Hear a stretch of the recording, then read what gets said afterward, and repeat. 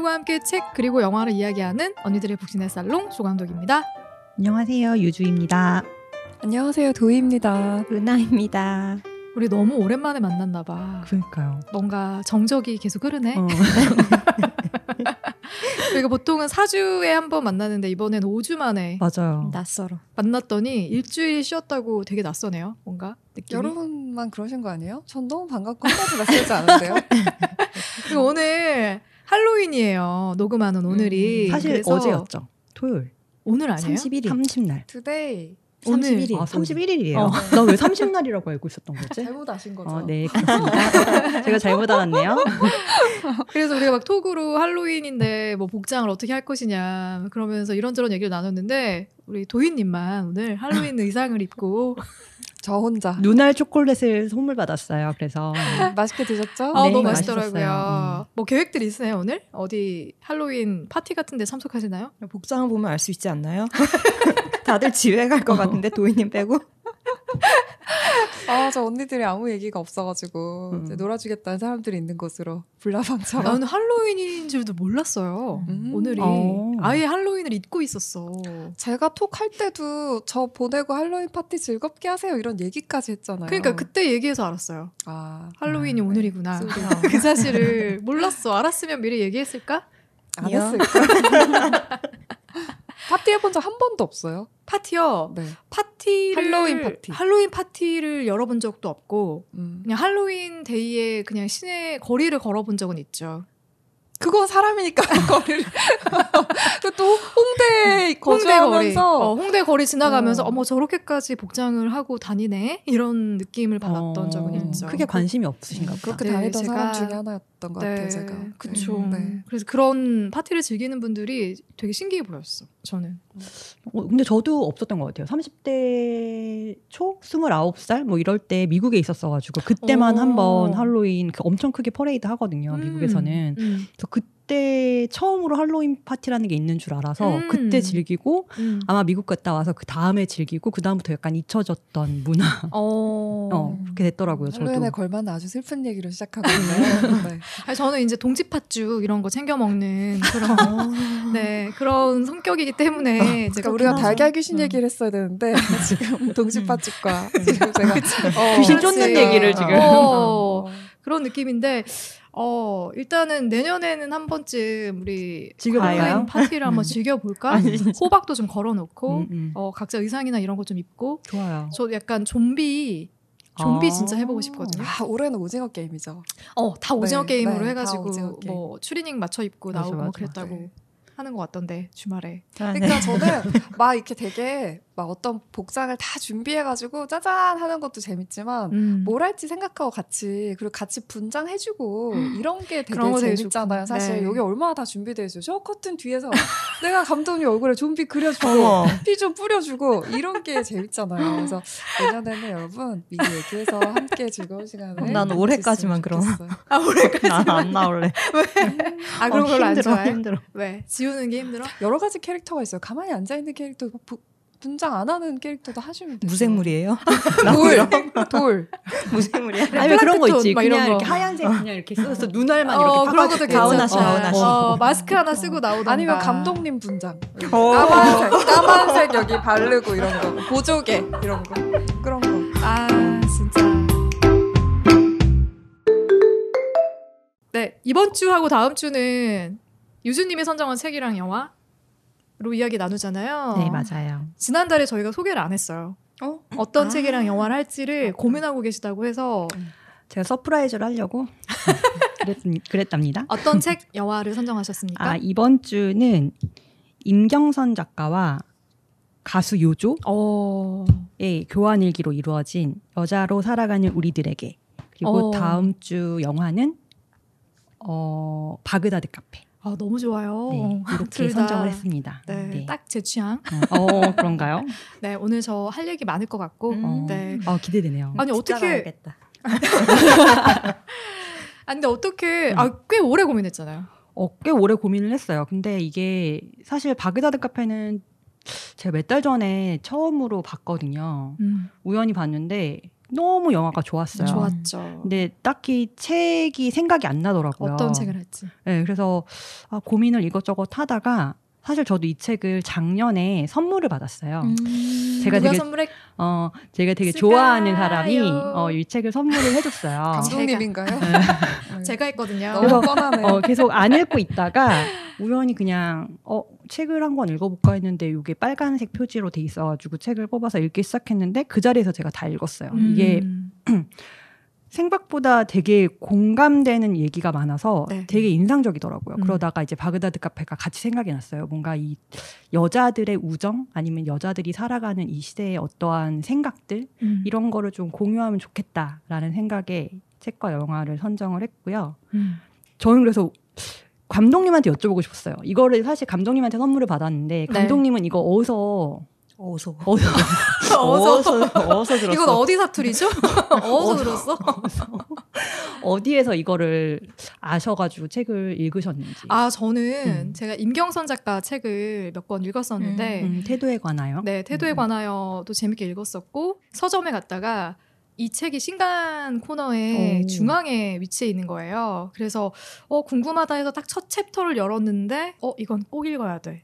그래서 바로 그날 도서관에 가서 구매하진 않고 도서관에 가서 빌려가지고 읽었거든요. 근데 공감되는 포인트가 너무 많더라고요. 맞아요. 왠지 유주님도 이 책을 읽으면 좀 공감되는 부분들도 많고 재밌게 읽으실 것 같아서 제가 선물을 드렸던 기억이 나죠. 네, 그래서 덕분에 되게 좋은 책을 읽을 수 있어서 감독님께 감사해요. 네. 아마 훈훈하다. 근데 아마 그냥 지나쳐 갔으면 안 읽었을 수도 있을 책일 것 같아요. 네, 이 책 좋은 자체가. 책이었고 그래서 다들 이 책을 어떻게 읽으셨는지 소감이 먼저 궁금하네요.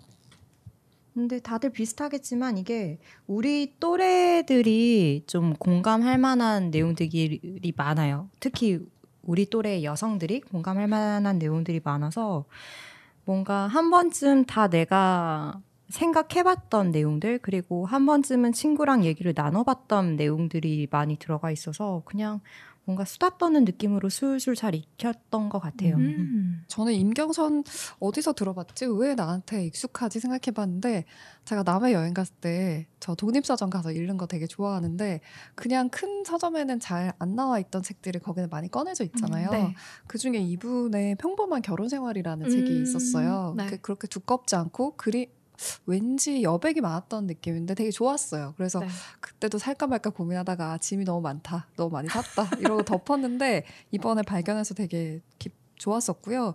요조에 대해서도 그냥 들어서 알고 있는 정도의 대단한 호감은 아니지만 그냥 알고 있는 어떤 결의 사람이겠거니 했는데 책을 읽고 나서 생각이 좀 바뀌었습니다. 네, 그래서 좋았어요. 저는. 요조님이 제주도에서 책방을 운영하고 있잖아요. 그래서 유주님이 맞아. 제주도 여행 갔을 때 제가 다른 건 몰라도 꼭 그 책방에 좀 들러서 사진 좀 찍어달라고 맞아요. 그랬는데 문이 닫혀 있었다고? 맞아. 그날 그래서 어차피 혼자 하는 여행이었어가지고 그 근처에서 뭐 이런 얘기 되나? 빛의 벙커라고 제가 되게 좋아하는 전시가 있거든요. 그게 예전에 그 고흐 작품으로 했는데 그때는 클림트 작품으로 했을 거예요. 그래서 항상 좋은 인상이 있어. 또 그 빛의 벙커를 보고서 어디 이 근처에 뭐가 있나라고 찾아봤는데 마침 근처더라고요. 그쵸. 서점이. 그래가지고 안 그래도 감독님 얘기하신 게 생각나가지고 헐레벌떡 거기를 가봤어요. 나도 한번 가보고 싶다. 어떤 느낌인지 궁금하다. 갔는데 문이 닫혀 있었어요. 너무 슬펐잖아. 나 되게 궁금했는데. 근데 되게 진짜. 아담하게 해가지고 제가 아마 사진 찍어서 공유드렸던 기억이 나는데 앞에서 문사진. 근데 좀 아쉽긴 하더라고요. 그래서 되게 정말 요조를 만날 거라는 생각을 하진 않았지만 뜻밖의 이렇게 만나면 되게 좀 기쁘겠다 이런 생각은 했거든요. 근데 아쉽게도 만나지 못해서 조금 그쵸. 근데 되게 기대했는데 저도 좀 살짝 아쉽긴 했어요. 다음에 또 기회가 있겠죠? 네. 그리고 이 책이 원래 처음부터 책으로 쓰자라고 해서 나온 게 아니라 무슨 오디오 클립. 그걸로. 네. 처음에는 교환일기처럼 시작을 했다가 네이버의 오디오 클립이라고 이제 이 교환일기 형식의 이야기들을 직접 낭독을 해서 올렸던 거예요. 그래서 그걸 모아서 나중에 책으로 펴낸. 그래서 나온 책이 여자로 살아가는 우리들에게라는 책이고 저도 임경성 작가에 대해서 정확한 정보가 없었는데 이 책을 읽고 나서 찾아보니까 지금까지 책을 20권을 쓰셨다고 그래서 본인 스스로를 저술업자라고 표현을 한다고 하더라고요. 그래서 그런 것들도 굉장히 저는 좀 재밌는 작가의 좀 재밌는 시선인 것 같고 그리고 이 책을 소개하는 그 문장을 보면 여자로 일하고 사랑하고 돈 벌고 견디고 기억하고 기록하며 우리가 나눈 모든 것이라고 소개가 되어 있더라고요. 그 말이 정말 딱 맞는 책이다라는 생각을 저는 했습니다. 저는 그리고 이 책을 보면 다정하고 감동적인 친범이라고 써 있어요. 이 말이 전 되게 와닿았더라고요. 이게 사실 이렇게 나이가 먹으면서 친구들이랑 나의 사생활을 어디까지 오픈하고 이런 부분에 진짜. 되게 고민을 많이 하게 되는데 그런 부분에서도 아 이거 참 좋은 책이다라는 느낌을 많이 받았어요. 되게 솔직하게 자기 얘기를 하는 느낌. 그러니까요. 서로 뭐 이렇게 좋은 말만 그것도 하는 것도 아니라 서로에 대해서 이제 안 좋았 뭐 이런 거는 고치는 게 낫지 않겠니 이렇게 말을 해주는 것도 어떻게 보면 오지랖이라고 볼 수 있는 그런 것들이 되게 좋더라고요. 제가 침범 좀 해볼까요? 마음 좀 먹어봐요. 들어와. 그래서 저는 옛날에 사실 중학교 때쯤 아마 교환일기가 그때 유행을 했었어요. 꼽사리들도 있었어. 맞아요. 그래서 교환일기를 친구랑 썼던 기억이 있거든요. 그래서 혹시 언니들도 이렇게 교환일기를 썼던 기억들이 있는지 그때 감정을 좀 얘기해주면 좋을 것 같아요. 네, 전 있습니다. 도희님은 근데 저는 꼭 있을 거라고 생각했어요. 아 그래요? 같은 반의 단짝 친구랑 1년 동안 교환일기를 같이 썼는데 이제 반이 달라졌어요. 그래서 같은 반이 있을 때 기억보다 반이 달라졌을 때 계속 이어서 썼던 기억이 많이 있어요. 그때는 정말 같은 공간이 아니니까 복도를 막 뛰어가지고 내가 썼던 거 전해주고 막 이랬던 거 있죠. 여러 권 썼어요. 그때 또 나름. 보관하고 계세요? 갖고 있죠. 와. 그러니까 도희님은 그럴 것 같더라고. 추억을 먹고 사는 여자의 느낌이 아직 열어보진 않고 있어요. 근데 그 친구랑 굉장히 잘 맞았던 것도 아니었고 고등학교 졸업하고 제가 서울로 오면서 아직까지 연락하는 사람도 아니고 근데 그리고 뭐 지역이 바뀌지 않더라도 우리 성향상 그렇게 오래 더 만났을 것 같지 않아요. 근데 어떤 생각이 드냐면 그 당시에 그런 그 친구와 이렇게 시간을 쌓고 교환일기를 쓰고 그랬기 때문에 제가 지금의 저를 좀 바뀔 수 있는 면은 분명히 있었던 것 같아요. 그래서 어떤 면에서 이 친구랑 안 맞았고 이런 것도 느끼면서도 동시에 되게 많이 끌리기도 했고 신기하다. 그런 게 다 네. 그래서 교환일기라고 하면 뭔가 그런 느낌이 저한테는 아련하게 오는 게 있긴 있습니다. 그리고 되게 오래 썼다. 교환일기 보통 한두 달 쓰다가 좀 지쳐서 그래요? 전 2년 넘게 썼던 거 3달 정도 썼던 기억은 나는데. 보통 이런 분위기 타고 이제 해보다가 이게 꾸준히 하기가 어렵잖아요. 그런 거를 사실 전 잘하는 성격은 아니었는데 그때 유행처럼 그게 번졌어요. 맞아요. 교환일기 쓰는 게. 그래서 쟤네 한데 우리도 해볼까? 약간 이런 분위기가 있었어. 저는 우리도. 썼었던 기억은 있어서 사실 지금 뭐 도희님이 말씀을 하시는 거나 이 작가들처럼 이런 깊고 심도 있는 대화를 친구랑 나눴던 기억은 거의 없고 맨날 뭐 1교시 언제 끝나냐 막 약간 이런 거 있잖아요. 오늘 점심은 뭐 나오니 뭐 도시락 못 싸왔어 약간 이런 종류의 글을 왔다 갔다 했던 기억만 남거든요. 보통은 너무 뻔한 얘기만 계속 하게 되는 거야. 그러니까 뭔가 새로 이게 그래서 정말 솔직하게 나를 다 오픈을 해야 상대도 오픈을 하는데 이게 미묘하게 나를 좀 포장을 하면서 이야기를 끌어가려니까 계속 같은 얘기만 나올 수밖에 없는 거예요. 이게 한계가 있었어. 그리고 사실 중학교 때는 그런 거 모르고 그냥 어차피 같은 반에 있으니까 다들 천둥벌거숭이처럼 진짜 그냥 뛰어다니고 자기 집안 얘기도 그냥 뭐 부끄러운지 모르고 막 하고 막 이랬었던 기억도 나거든요. 그래서 딱히 글로 뭔가를 어쨌든 뭐 쓰자 이러긴 됐는데 할 말이 없으니까 한 장을 다 못 채우고 넘기는 경우도 많고 그래서 쓸데없이 되게 이렇게 허세 있게 뭐 어디서 시는 주워 들어가지고 시 같은 거 적어주고 막 이랬던 기억은 좀 나요. 저는 진짜 오래 썼어요. 되게 많이 썼고 은하님도 의외로 근데 그럴 것 같았어. 뭐 편지 주고받는 거는 초등학교 때부터도 많이 했고 중학교 때는 뭐 4-5명하고도 써봤고 한 번에 그리고 저 잠깐 막 여중 다녔던 때도 있거든요. 그때는 왜 약간 보이시한 여자 아이들이 막 인기가 많잖아요. 맞아. 그럼 이 보이시한 여자 인기가 있는 여자 아이를 좋아하는데 주변에 여자 아이들이 있어요. 그럼 야 내가 쟤랑 교환일기 쓰게 해줄게 이러면서 셋이 편먹어가지고 막 일기 쓰고 혹은 막 또 막 예쁜 언니들 선배들 또 인기 있는 언니들하고 또 막 여중 여고 나왔나 보구나. 아니요 중학교 때 잠깐 여중에 다녔다가 나중에 공학으로. 저는 고등학교 때까지 쭉 계속 잠깐 여중. 나는 잠깐 남녀도 아니고 계속 중학교 여자 중학교 남자 여자 요즘 재밌는 거 같아요. 재밌는데? 잠깐 다시 좀 제가 정체성이 네. 그럼 다시 책을 얘기를 들어가서 네. 네. 자연스러웠나요? 네, 좋아요.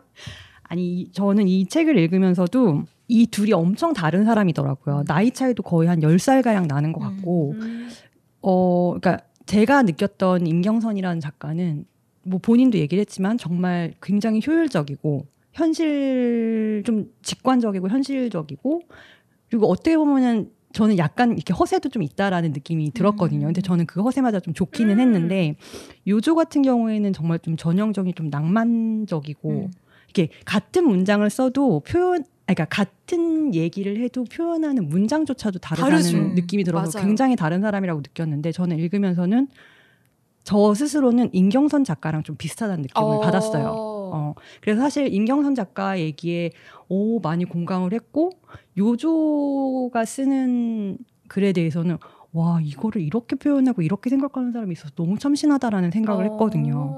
그래서 언니들은 혹시 저랑 비슷하게 뭐 누구랑 이 사람이랑 좀 비슷했다 뭐 이런 느낌이 든 사람이 있으셨어요?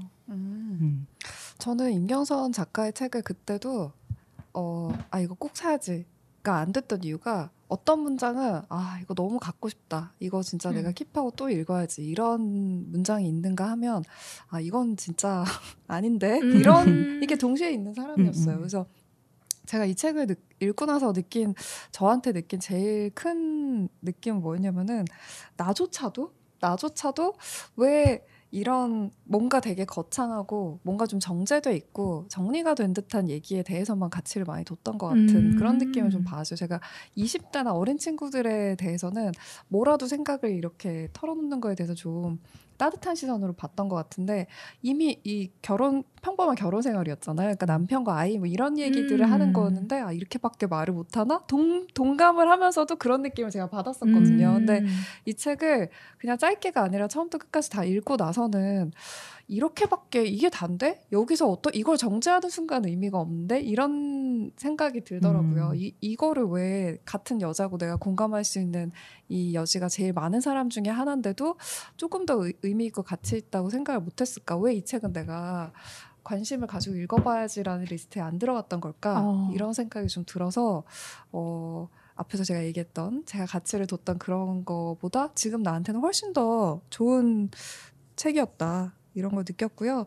그래서 아까 유주님의 질문에 답을 한다면은 저는 요조한테도 참 공감을 많이 했고 네, 임경선 작가님한테도 참 공감을 많이 했고 어느 한 명을 선택할 수 없을 정도로 반반이 저한테 다 있더라고요. 네.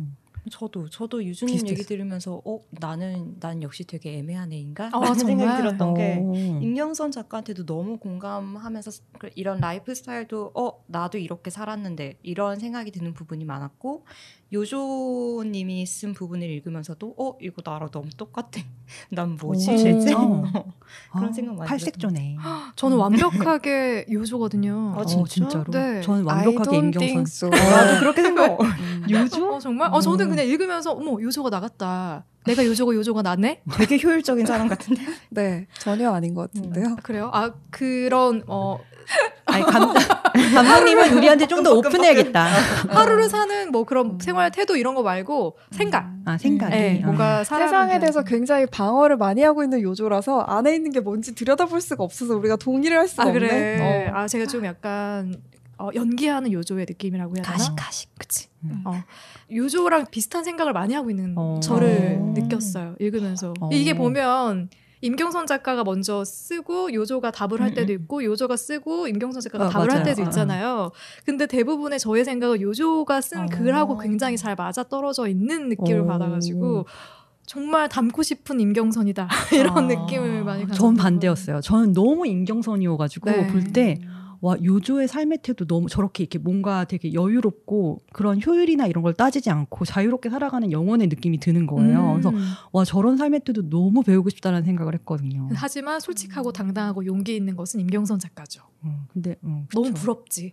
그렇게 생각하지 않아요. 정말? 네, 그런 면에 있어서는 둘이 똑같다고 생각해요. 비슷한 것 같아요. 그리고 저 또 어떤 생각이 드냐면 두 사람이 서로한테 쓰잖아요. 맞아요. 그래서 이렇게 정리가 될 수 있는 것 같아요. 그러니까 예를 들어서 저 분명히 어떤 주제에 대해서 어떤 친구한테 내가 말을 할 거면은 임경선 작가처럼 말할 것 같거든요. 그 주제에 대해서는. 그렇지만 그 요조가 어떤 면에서 사람들한테 어떤 부분에서 상처를 받았다고 얘기하는 거에 대해서 너무 공감이 돼요. 그러니까 나도 바깥에서 대외적으로 요조처럼 이렇게 말할 수는 없을 것 같아요. 근데 이 사람도 아마 되게 친한 언니기 때문에 이런 면을 꺼내놓는 거지 실제로 두 사람이 나누는 대화가 아니라 그냥 정말 뭐라고 해야 되지? 그냥 꺼내놓은 상태에서 하는 태도나 말하는 거 별로 안 다를 수도 있다는 생각이 그래요. 들었어요. 왜냐면 저도 어떤 사람이랑 어떤 순간에 말하느냐에 따라서 너무 다른 얘기를 하게 되니까 상대적이기도 하고 아니 고통이 있더라도 사랑을 택해야 되는 거 아닌가요? 이런 말을 공감하면서도 그 말하는 사람 싫거든. 얼마나 고통스러우면 사랑에 대해서 주제를 얘기를 할 때 난 차라리 고통 안 겪을래. 이 말을 하겠어. 이 사람의 마음을 헤아리면 그렇게 자르면 안 되지. 이 생각도 동시에 들잖아요. 우리가. 그래서 이런 형식이 좋았던 것 같기도 하네요. 되게 신기하다. 언니들 그쵸. 생각이 듣고 있으면 나도 모르게 또 동화가 되네. 나도 감독님의 생각에 동화 되고 싶다. 나 너무 얘기 안 했어.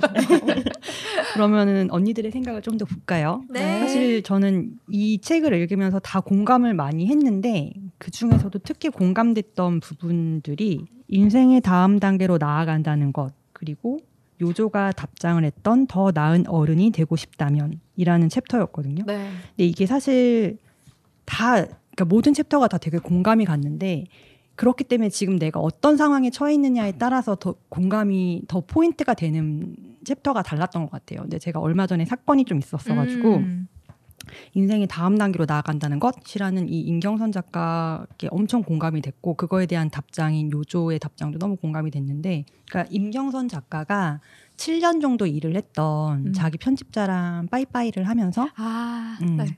그러면서 이제는 뭔가 인생의 전환? 뭔가 인간관계의 변화로 인해서 뭔가 새로운 세계로 다시 들어가는 느낌?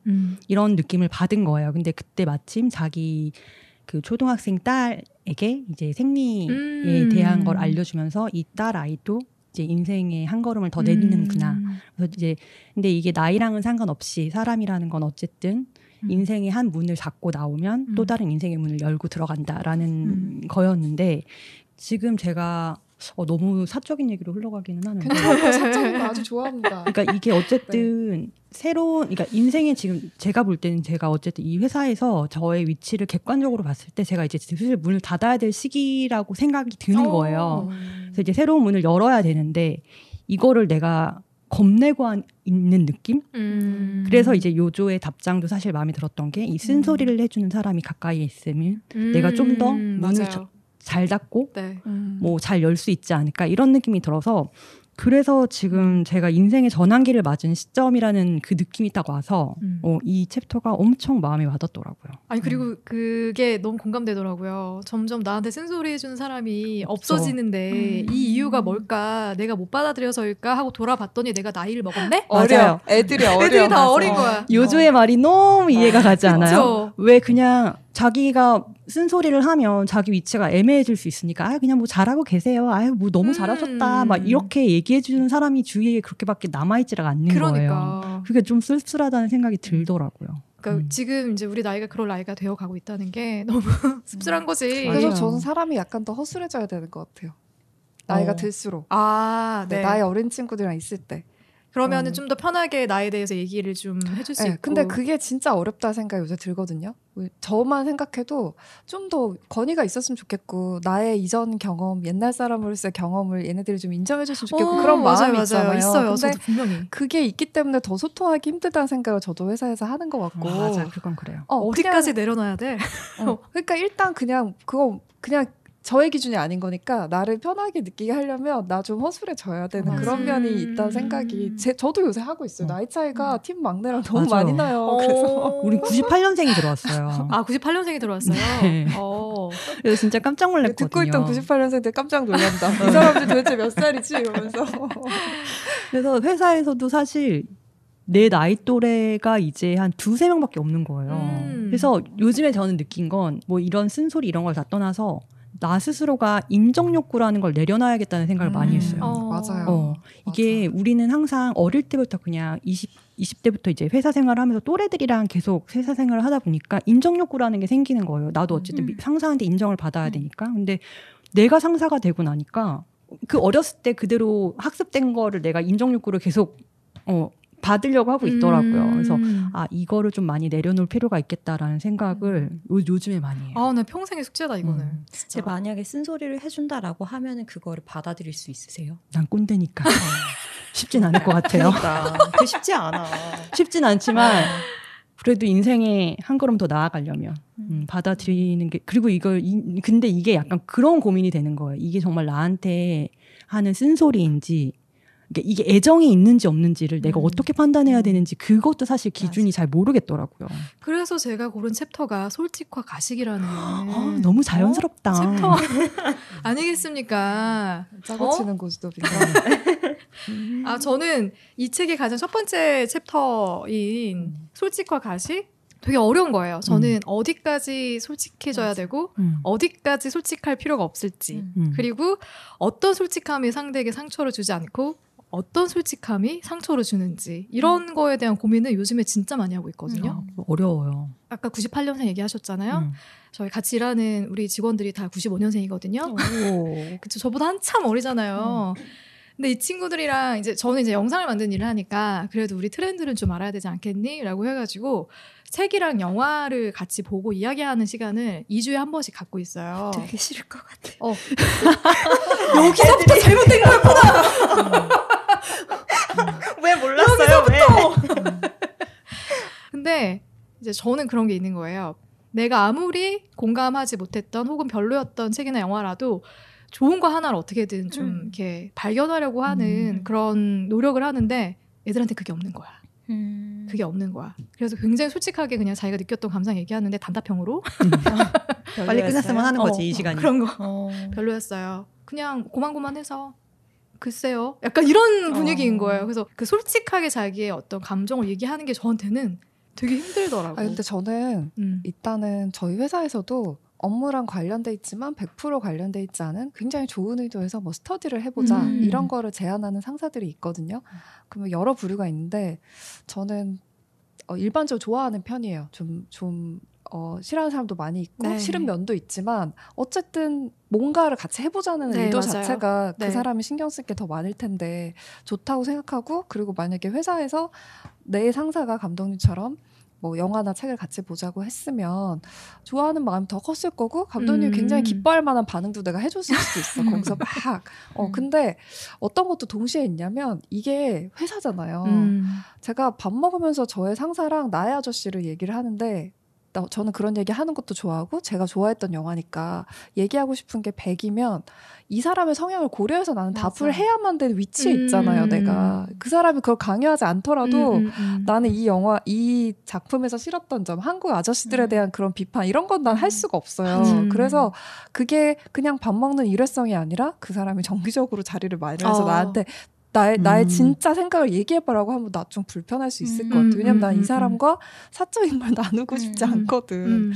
그래서 그냥 이게 특별히 그 사람들이 잘못됐고 뭐 감독님이 뭔가가 어긋났고 이렇다기보다는 회사니까 맞아, 어쩔 수 없는 잘 되는 게 정말 드문 일이고 이런 불편함을 만나는 게 어떻게 생각하면 되게 당연한 거니까 너무 의기소침하시지 말라는 얘기를 네, 제가 해주고 싶어요. 저는 사실 비판을 해도 그걸 좀 길게 왜냐면 저는 그게 되게 새롭단 말이에요. 그러니까 그게 내가 원하는 모습이 있잖아요. 맞아. 그대로가 안 되는 게 회사예요. 네. 되게 내 힘들더라고요. 맘 같지 않게 그렇게 되는 왜냐면 사실 이거는 이끌어가는 입장에서 저는 제가 제품을 더 많이 들여서 할 수밖에 없는데 처음부터 잘못됐던 거네. 그렇다고 해도 되게 약간 성의가 없긴 하죠. 성의가 너무 없는 거야. 그렇다고 해도 나는 걔네 그렇다고 이제 라디오 마이크 끄고 막 얘기해 줄 수는 있지. 근데 하여튼 감독님 너무 에너지를 이제 그런 부분들도 있고 저는 이제 요조가 했던 얘기가 되게 와닿았었는데 돌이켜보면 저 역시 뮤지션으로 살아오면서 솔직하다라는 말을 몇 번 들어본 적이 있었지만 그것은 그냥 전략으로서의 솔직함이었던 것 같아요. 난 나에게 유리할 때만 솔직할 것이다. 그런 심산만 제 기저에는 있고요.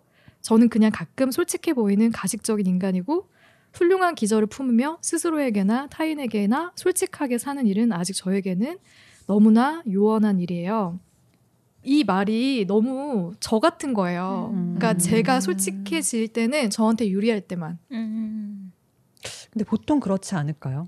대부분의 사람들이. 그럴까요? 네. 저도 이제 그러니까 감독님도 이제 저한테 뭐 솔직하다라고 얘기를 하긴 했지만 네. 저도 사람 가려가면서 근데 모든 사람들이 그럴 것 같아요. 어쨌든 관계라는 게 있으니까 내가 뭐 조장님하고 하는 관계가 내가 저기 정말 회사에서 상사랑 하는 관계랑은 완전히 다를 수밖에 없잖아요.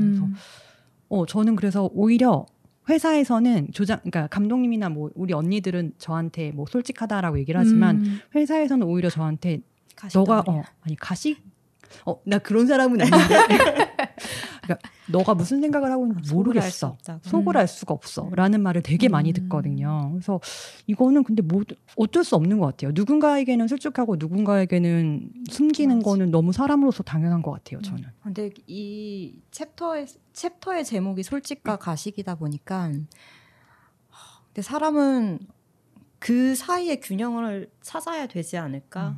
솔직함도 있어야 되고 당연히 가식도 있어야 하고 한결같으면 절대 이 사회에서 살아남을 수가 없고 그럴 수밖에 없는 게 아닐까요? 그래서 어떻게 보면 감독님이 말씀하신 이 챕터랑 제가 고른 챕터가 좀 연결이 되는데 저는 뭐 내가 부모니까 혹은 내가 가족이니까 내가 사랑하는 사이니까 친구니까 너를 위해서 하는 말이야 라고 하면서 말을 하는 거는 어떻게 보면은 진짜 굉장히 이기적인 말이고 위선일 수 있다라는 생각을 하거든요.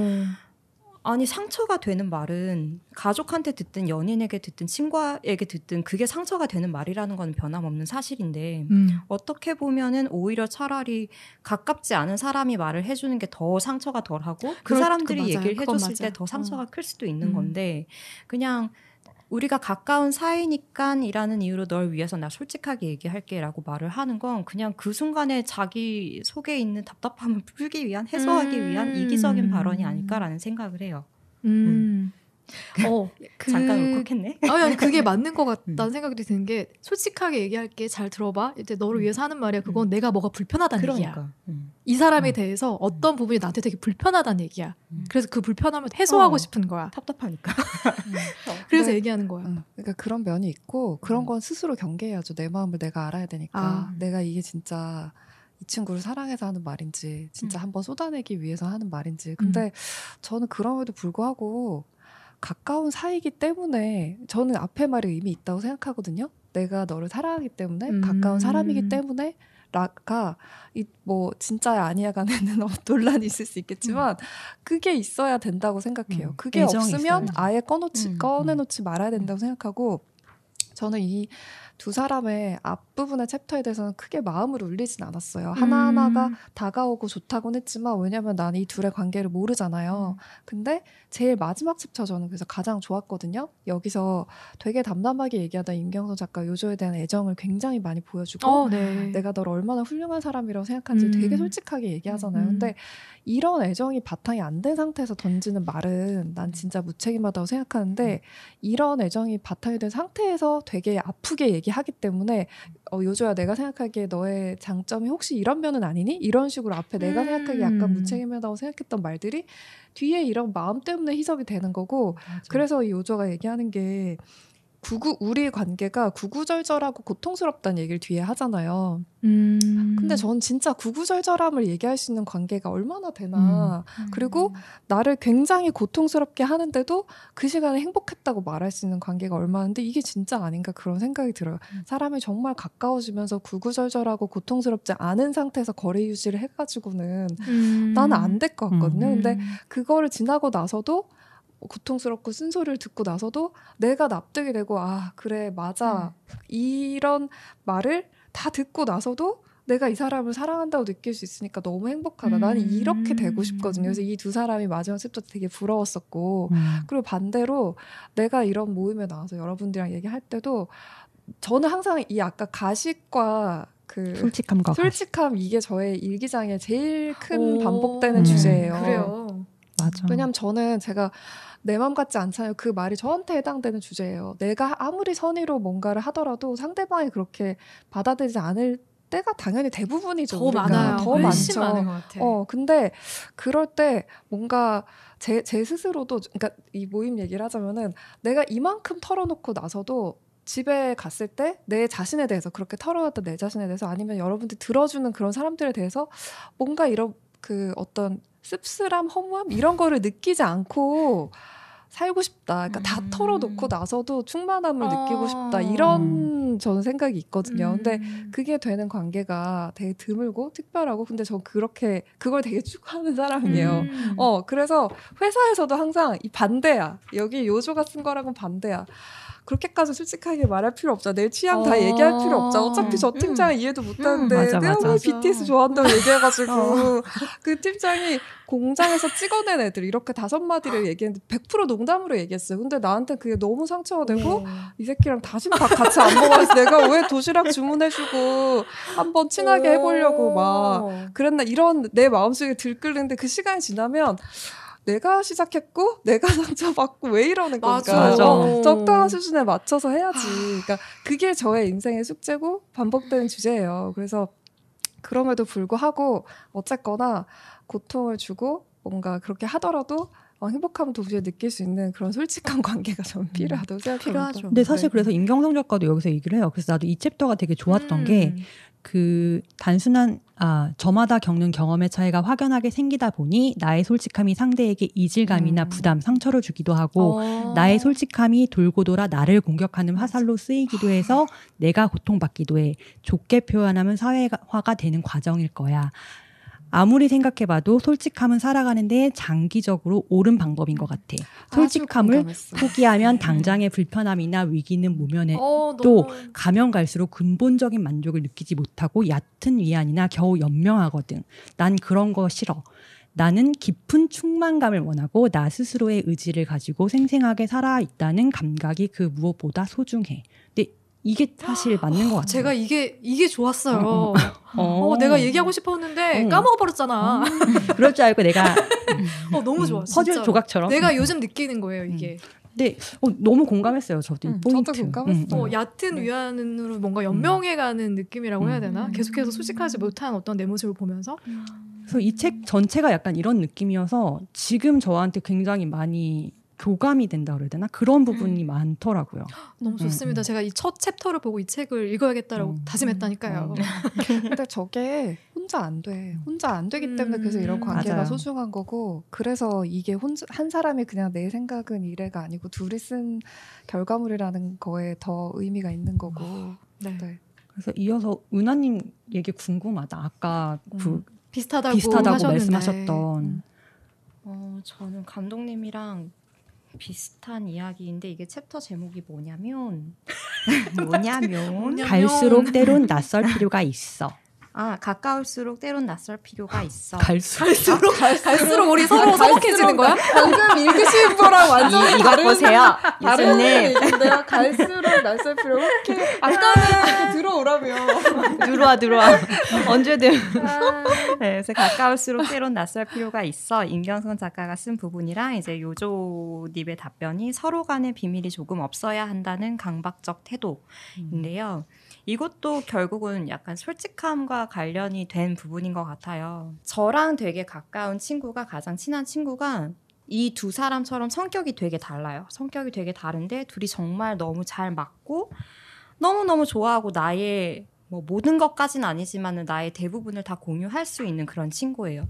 그런데 나는 이 친구가 편하지만은 않은 거예요. 그래서 이거를 한때 되게 고민했던 적이 있어요. 30대 초반, 20대 후반 그때쯤에 나는 얘가 너무너무 좋고 너무 사랑하는 친구인데 왜 이 친구가 편하지만은 않을까? 나 이거 되게 잘못된 거 아닐까? 이 친구한테 미안해해야 하는 거 아닐까? 이런 생각을 막 거듭하고 일기를 쓰고 이렇게 하면서 제가 내린 결론은 우리가 이렇게 가까운 사이일 수 있고 서로를 사랑할 수 있는 거는 어느 정도의 불편함이 있기 때문에 이 관계를 유지할 수 있고 건강한 관계가 된 것 같다라는 생각이 들더라고요. 그래서 저는 이 챕터를 읽으면서 제 친구랑의 관계가 너무 많이 떠올라서 그리고 거기에 대한 답변으로 요조도 이제 서로 간의 비밀이 조금 없어야 된다는 태도는 버려야 한다라고 하잖아요. 근데 우리가 생각해 보면은 정말 가까운 가족이어도 내가 가족한테 할 수 없는 말이 있고 또 그 말을 대신 친구한테 할 수 있는 경우가 있고 또 친구한테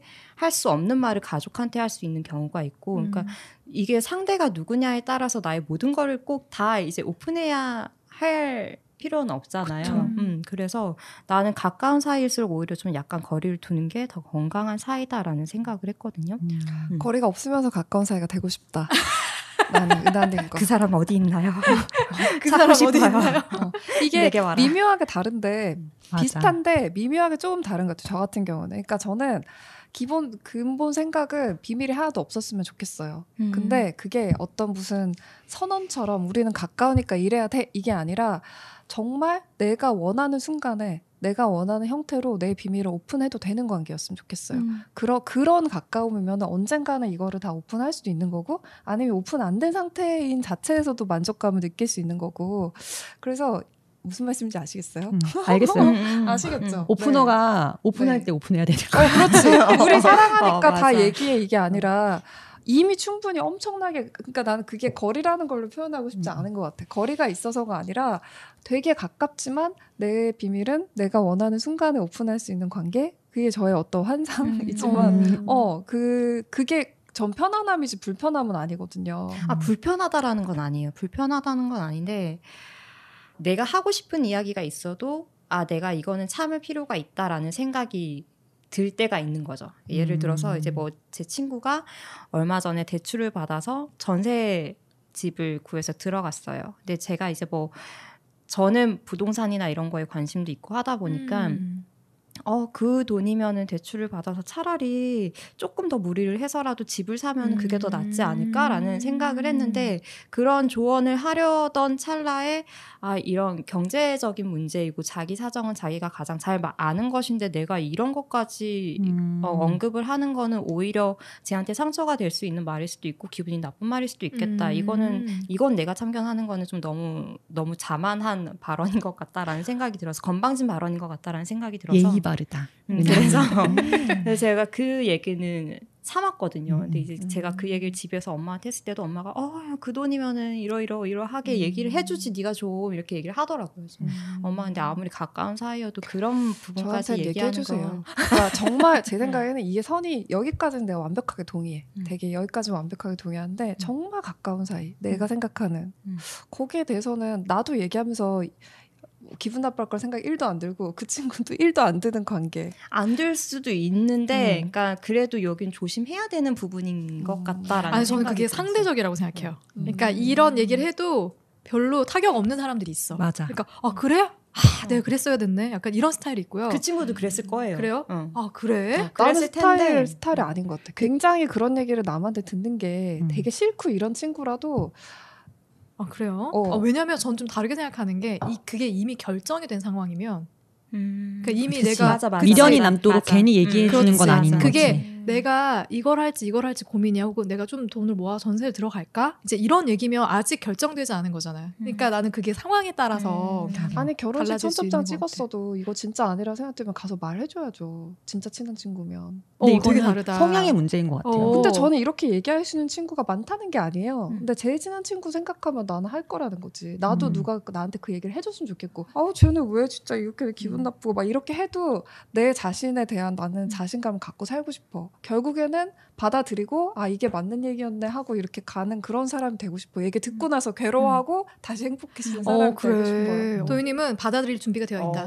나도 받겠어요. 오케이. 네, 유수님한테도 얘기하겠다. 은하님은 조심할게요. 나는 얘기해주지만 내가 걸러들을 것 같아. 받아들일 건 받아들이고.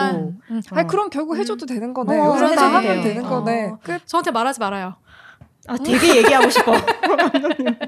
감독님한테 하지 말아요? 아니, 할 게 없어. 뭘 얘기를 해줘야 하지. 집을 사는지 남자친구를 만나는지 뭐 하고 사는지 얘기를 해줘야지. 근데 약간 나는 그래서 내가 도윤님이랑 좀 반대 성향이라고 얘기하는 게 난 이미 결정된 거에 대해서 코멘트를 주면은 좀 의기소침해져.